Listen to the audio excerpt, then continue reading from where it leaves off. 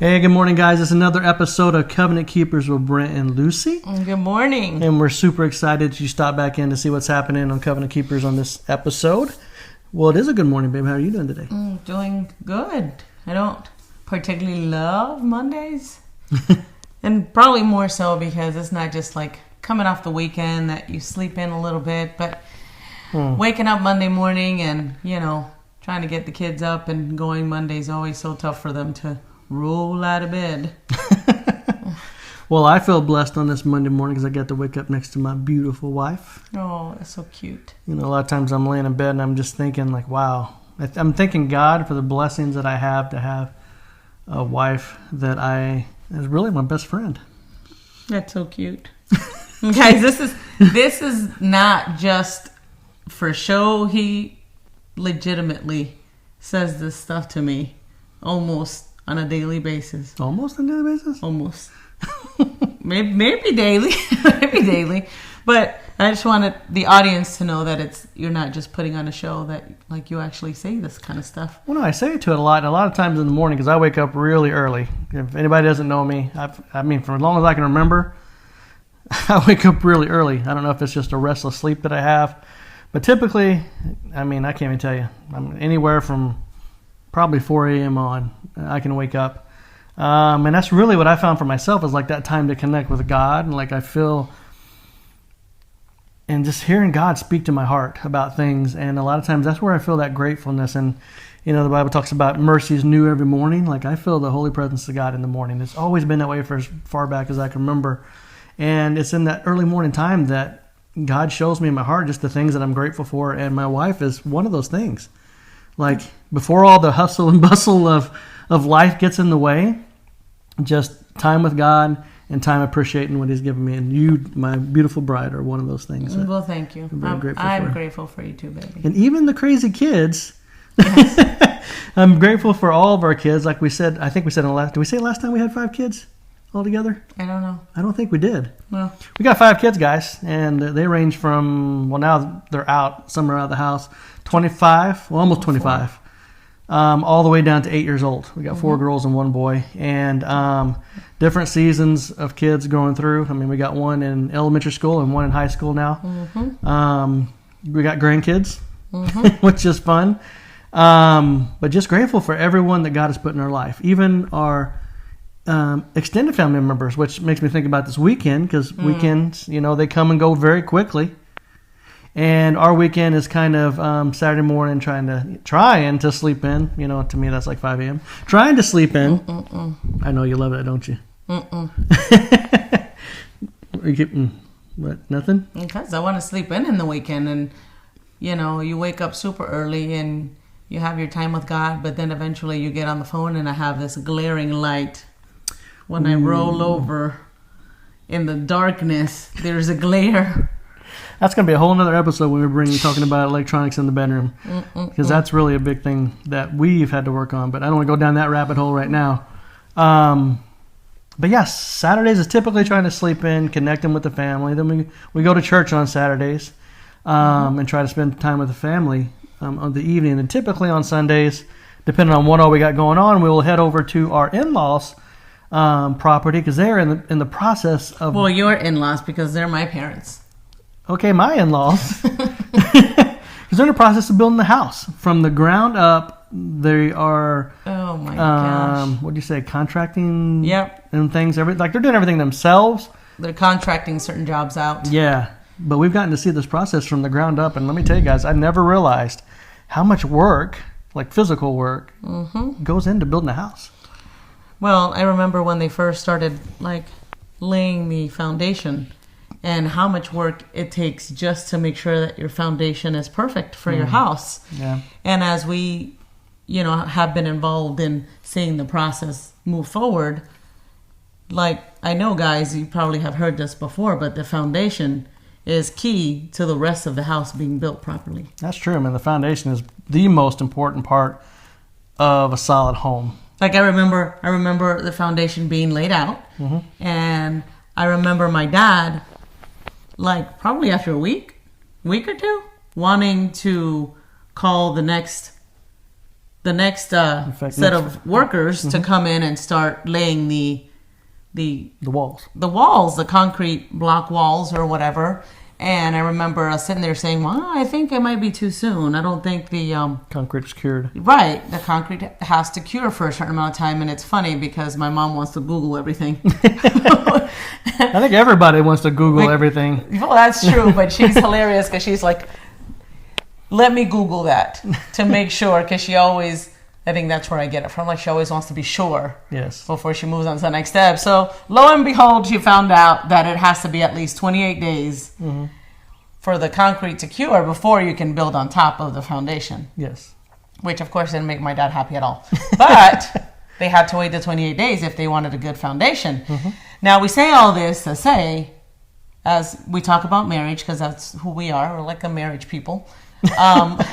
The foundation of your marriage pretty much lays out how the rest of your relationship is going to go. I mean, not that it can't, like, you know, for example, being Christians. Yeah. Some people go into marriage not knowing the Lord, not being Christians, so their foundation looks a little different than some people that are Christians. Well, the Bible talks about that, and again, talking about what you're building your foundation on. You're going to build it on sand, or you're going to build it on the rock.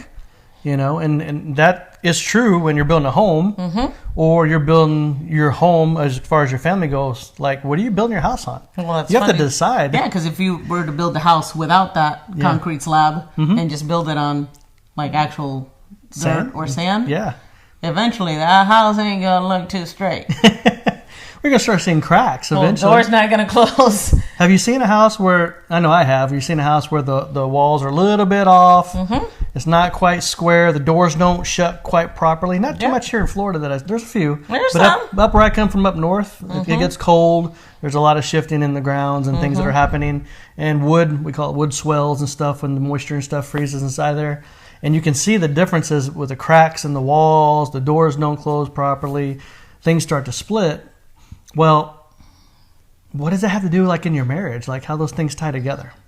Well, I know when we first got together, like I know today, looking back, I remember both of us identifying like ourselves as Christians, right? Yes. Like, oh yeah, I'm Christian. Well, let's give them that story, because we actually met online. Right back after I came out of training, which is 2007, I think. Yeah, Boot about camp. 2007, yeah. And we met online, and I think that we had to put religious... Did we have to put things on there? Because, you know, in your profile back then... Maybe. I don't even remember. It's been so long already. Like, it's like we've been together almost 13 years, so I can't remember if that was one of the things. But I remember us having the conversation. We did. We talked about faith. Faith, like what you were Catholic. You told me you were Catholic. Well, I grew up Catholic, You said you were Catholic. Yes. And I said, well, I'm a Christian. And that's about as far as it went. Well... I mean, yeah, like when I think back, like it wasn't like reading the Bible and going to church. Like we went to church from time to time and we did certain things that Catholic people do. Yeah. But I can't ever say I read the Bible. So I didn't know Jesus as the relationship that I have with him today. Right. But see, the same thing. I mean, I said I was a Christian, but I wasn't really a Christian. Well, I wasn't a practicing Christian. I mean, if you'd have said, is there a God? Absolutely there's a God. Right. But... I can tell you now, knowing he was not Lord of my life, like I didn't live my life according to what he would ask me to do or what would be desired by any means. I was my own God in my life. So then us starting off with those differences. Like our foundation was jacked. Well, yeah, because we knew that we cared about each other and like we had really good chemistry from day one. Like there was something that God was doing. Of course, now looking back, we know God's hand was all over it.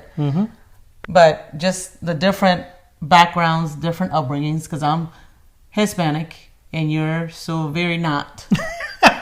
You make that sound like bad. No, it's just different. Yes, it is different. It's not bad. It's just different. I'm a little country, guys, in case you ain't picked up on that yet. So you're probably going to hear me say some words at times that are going to be like, that's probably not really a word. And I'll help him. Yeah, and she will correct me, but that's the beauty of marriage. Yes.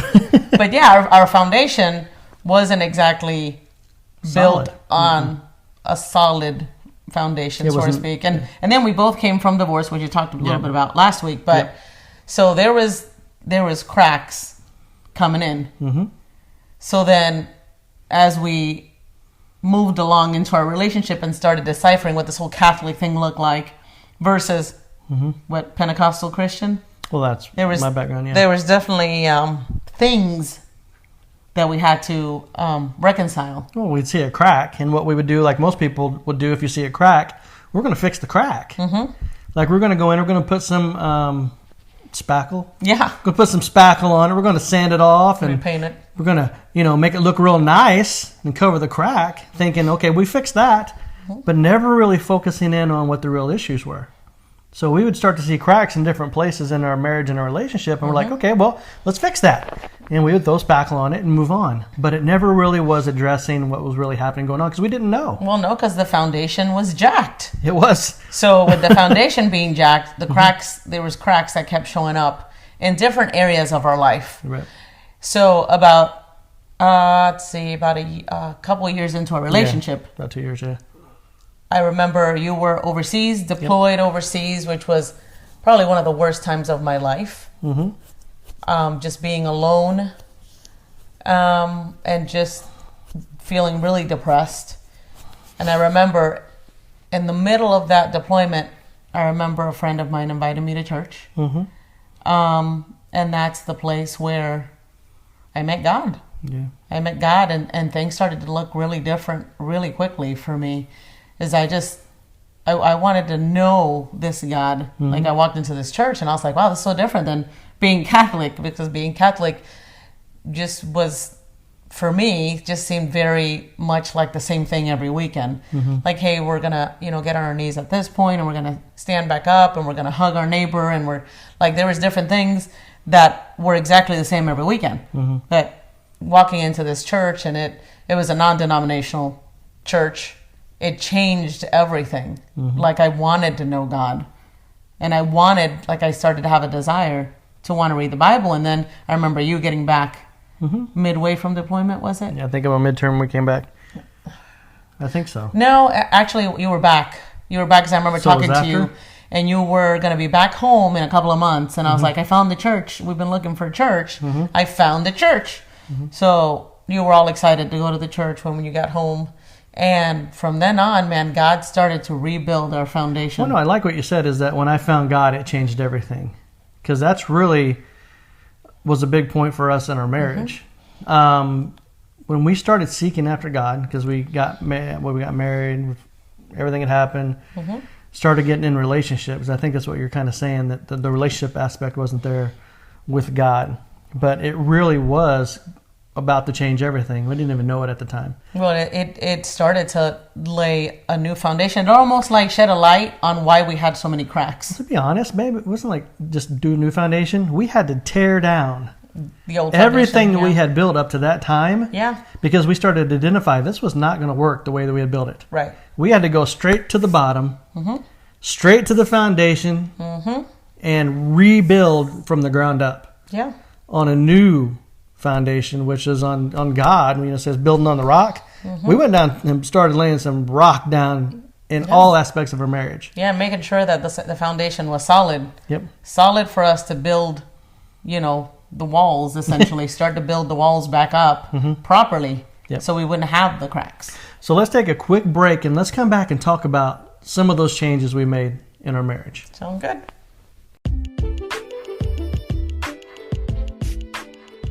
Hey guys, it's Brent and Lucy from Covenant Keepers, and if you haven't heard about Anchor, it's the easiest way to make a podcast. Let me explain. First of all, it's free. It will cost you no money out of pocket. There's creation tools that allow you to record and edit your podcast right from your phone or your computer. The cool thing about it is that Anchor will distribute your podcast for you, so it can be heard from Spotify, Apple Podcast, and so many more. It's so easy, and everything you need to make a podcast you can find in one place. Download the free Anchor app or go to anchor.fm, that's ANCHOR.FM, to get started today. So, welcome back, and before we took a break, we started talking about some of the changes that happened in our life when we made the rock our foundation. Well, and you know what? To some people might get scared when you say we had to tear everything down and start back fresh. Because thinking back about like building a house, like my parents built a house. It's a lot of work coming.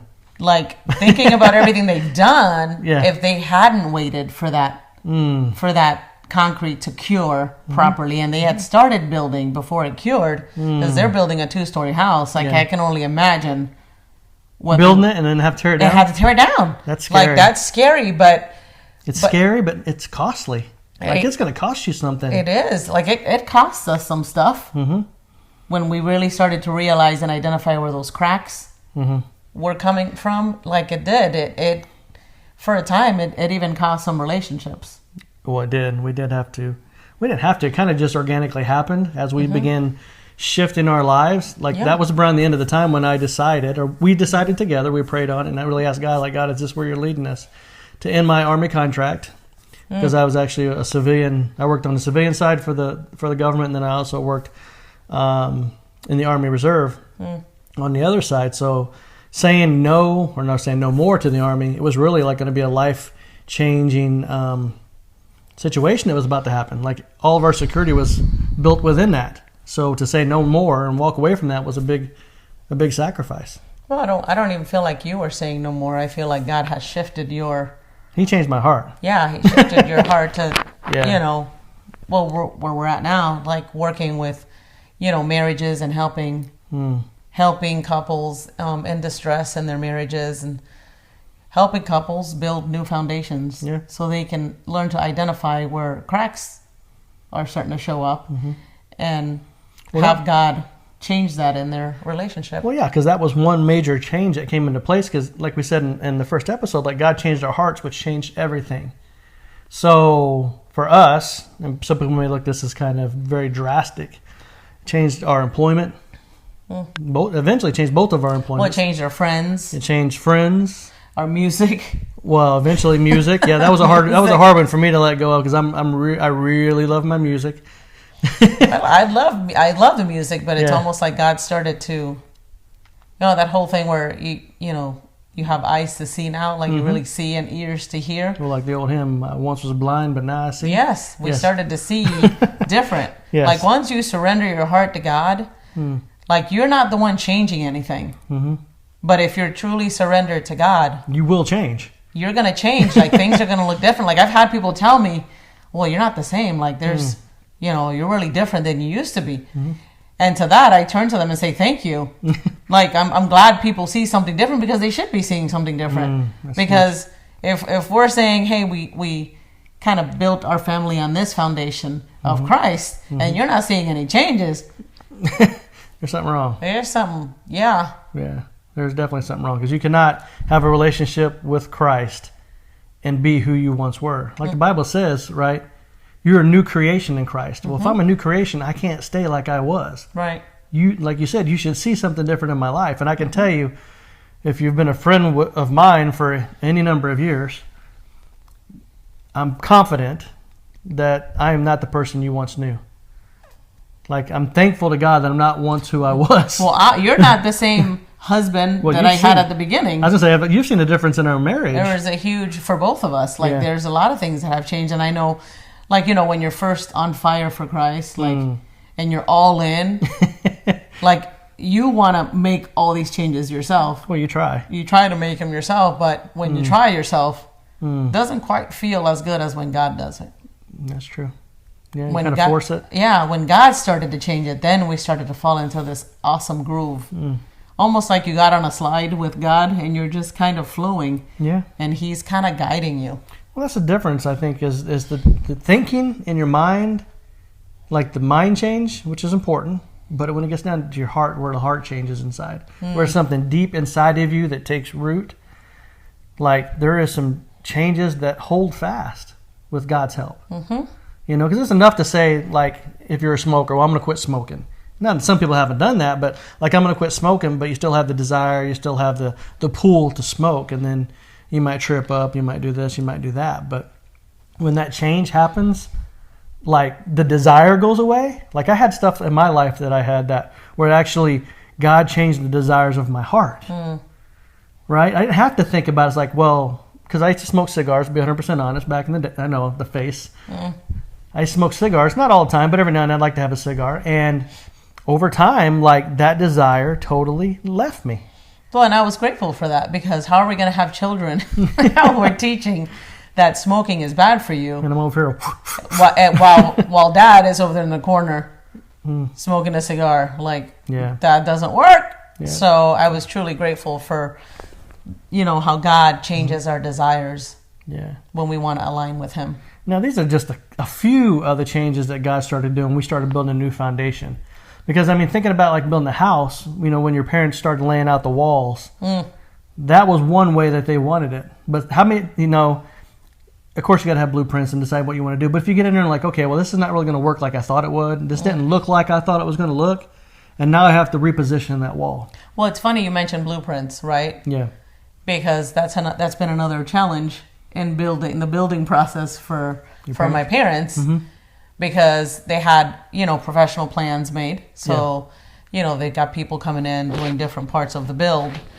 And they realized, oh, you know what? I really don't want, like, the bathroom in that corner. Right. Or I really don't want the stairs to go in that corner.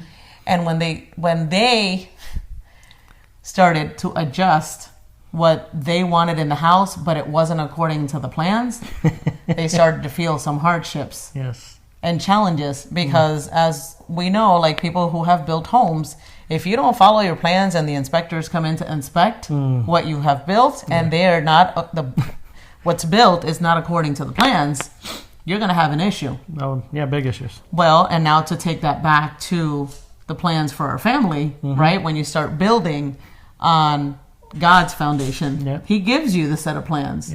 Like, that's what we Christians know as the Bible. Right. Well, we start building our family based on God's foundation, and then at some point we hit a point in the Bible and in what God's telling us to do that we're like, I don't really like that. I think I want to adjust that a little bit. Right. Well, you can, because God gives you free will to change whatever you want in your life. However, you are not free from consequences of those changes that don't look like what God, in the Bible says for you to do. Yeah. So it's interesting to see that in, like, the home building process, because once you, set foot outside of those plans, it might feel good for a second for you because you're getting what you want. But when the inspectors come in there and are like, that's not what's on the plans, then, of course, it's costly, because now you've altered the plan. That's the consequences, right? Right. Consequences doing things your own way and not going according to what the engineers laid out. Wow.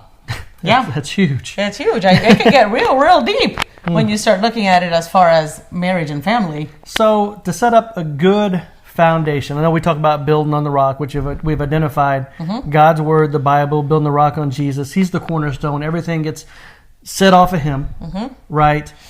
To put that in real terms in our marriage, how do you start doing that if you haven't done that? Like, what would be your recommendation? Ideally, like what we did, and this is only speaking for, everybody's family looks different, but you start building, of course, on the foundation God gave you. Like, starting to get into God's word and understanding God's design is key to understanding the quote-unquote plans for your life. That made me think about it as you're talking there. It takes me back to Amos 3:3, and that verse always comes to me, and I'm going to paraphrase it. Can two walk together unless they first agree? I guess it would be, for me, was for a husband and wife, we had to get on the same page to decide we want our foundation to be built on Christ as a couple. Like, because I always think about it, you can't walk together unless you agree, because if one's going one way and one's going the other, you're always going to have a war going on. Well, yeah, you're going to have a tug. You're not quite aligned to walk together. So coming into agreement and aligning with God is super key to walking alongside, God's plan. Absolutely. That's good. So I think that's probably a good place to wrap it up today. Do you? Or is there anything else you want to say? Well, there's plenty of what we can say, but I don't think people have the time to sit here and listen for a couple hours. Everything we want to elaborate on that. But yeah, no, that's a good way to end, and maybe next time we'll talk about, like, after the foundation has been laid out with my parents. And we'll touch back on the building process of this house because there has been so many challenges and so many things that, you know, as we assimilate it to marriage and family, there's such a correlation with, you know, going according to God's plans, or, you know. Or not. Or not. All right, guys, so we're going to wrap up this episode of Covenant Keepers. We hope you enjoyed it. If you'd like to connect with us, please go to covenantkeeper4life.com, and that is the number 4, covenantkeeper4life.com, where you can subscribe to the podcast. You can contact us. And if you guys have any topics you want us to talk about, please reach out to us and let us know, because this podcast is not for us. This is for you guys that are listening. We want to come walk alongside you in your marriage and relationship, because we know that God has the perfect design and plan and foundation for our marriages, and we are going to be stronger together. Absolutely. Look forward to talking to you next time.